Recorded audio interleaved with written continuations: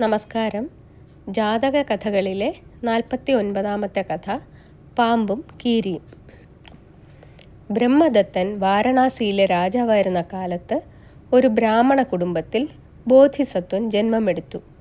വിദ്യാഭ്യാസത്തിനുള്ള പ്രായമായപ്പോൾ ആ കുട്ടി തക്ഷശിലയിലേക്ക് പോയി. എല്ലാ വിദ്യകളും അഭ്യസിച്ചു. അതിനുശേഷം ലൗകിക ജീവിതം പാടെ ഉപേക്ഷിച്ച് സന്യാസിയായി ഹിമാലയത്തിലേക്ക് പോയി. അവിടെ ഒരു കുടിൽ കെട്ടി ഏകാഗിയായി തപസ്സിലും ധ്യാനത്തിലും മുഴുകി കഴിഞ്ഞു. ഒരു ദിവസം തൻ്റെ ആശ്രമ പരിസരത്ത് എറുമ്പിൻ പുറ്റിനടുത്ത് ഒരു കീരിയെ അദ്ദേഹം കണ്ടു.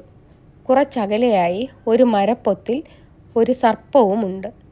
സർപ്പവും കീരിയും എപ്പോഴും ശത്രുതയിലാണ്. അവർ മിക്കപ്പോഴും വഴക്കുകൂടും. ഇത് കണ്ട ബോധിസത്വൻ അവരെ വിളിച്ച് ഉപദേശിച്ചു. വഴക്കും ശത്രുതയും മൂലമുണ്ടാകുന്ന നാശങ്ങളെക്കുറിച്ചും സ്നേഹത്തോടെ കഴിഞ്ഞാലുണ്ടാകുന്ന ഗുണങ്ങളെക്കുറിച്ചും അദ്ദേഹം അവരെ ബോധ്യപ്പെടുത്തി. അവർ തമ്മിലുള്ള വഴക്ക് അവസാനിപ്പിച്ച് ഇരുവരും സ്നേഹത്തോടെ കഴിയുന്നതായി ഭാവിച്ചു. ഒരു ദിവസം സർപ്പം ദൂരെ പോയപ്പോൾ കീരി എറുമ്പിൻ പുറ്റിനടുത്ത് കിടന്ന് നന്നായി ഒന്ന് ഉറങ്ങി. ഉറങ്ങുമ്പോൾ അവൻ്റെ പല്ലുകൾ വെളിയിൽ കാണിച്ചിരുന്നു. കണ്ടാൽ ഉറങ്ങുകയാണ് എന്ന് തോന്നരുത്. അത് കണ്ടുകൊണ്ടാണ് ബോധിസത്വൻ വന്നത്.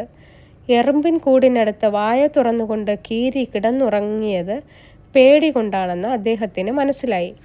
അദ്ദേഹം കീരിയോട് ചോദിച്ചു, നിങ്ങൾ മിത്രങ്ങളായി കഴിഞ്ഞിട്ടും നീ എന്തിനാണ് പേടിക്കുന്നത്? അപ്പോൾ കീരി പറഞ്ഞു, പ്രഭോ, പഴയ ശത്രുവിനോട് പുറമേ വെറുപ്പ് കാണിച്ചില്ലെങ്കിലും അവനെ സംശയിക്കണം.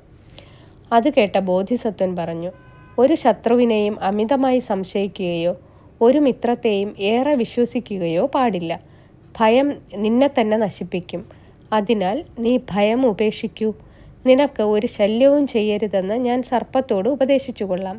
അവനെ വിശ്വസിക്കൂ. ഈ ഉപദേശം കേട്ട കീരി പിന്നെ സർപ്പത്തെ സംശയിച്ചില്ല. ബോധിസത്വൻ്റെ ഉപദേശം സ്വീകരിച്ച് അവൻ ധർമ്മിഷ്ഠനായി കഴിഞ്ഞു. നന്ദി.